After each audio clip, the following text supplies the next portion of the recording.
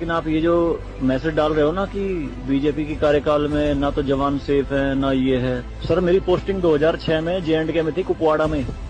वहाँ पे बॉर्डर पे एक रूल था, no first fire no more than 11 NM, यानी कि जब तक पाकिस्तान की तरफ से एक भी फायर नहीं आ जाता तुम कोई फायर नहीं करोगे।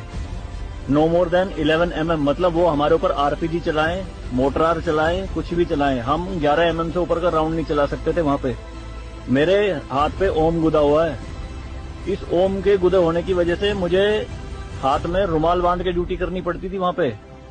अगर उनको ओम दिख गया ना तो छोटे छोटे बच्चे पत्थर मारना शुरू कर देते थे।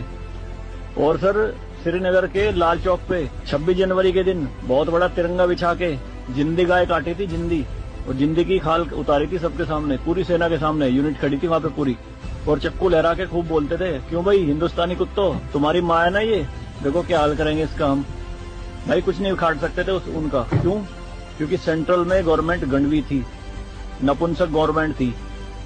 हमारे सर पे चौकी बना ली थी उन्होंने, जो LAC है ना, LOC, उस पे बिल्कुल वहीं 50 मीटर के दायरे में। और रात में बड़े बड़े स्पीकर पे माइक पे बोलते थे पाकिस्तानी रेंजर्स, अरे अपनी बहनों के एक रात के लिए हमें दे दो, क्या हुआ हिंदुस्तानी नपुंसको, चलाओ गोली।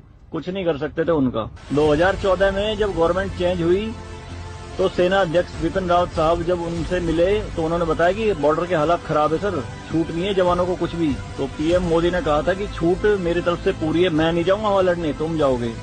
आज की डेट में आप मुझे एक भी चौकी बता दो अगर वहां ढूंढने से मिल जाए। दूरबीन लगा के देखनी पड़ती है पहाड़ों में, वो भी बंकरों में है अंदर, सारी लगा दी उन्होंने तोप उड़ा के।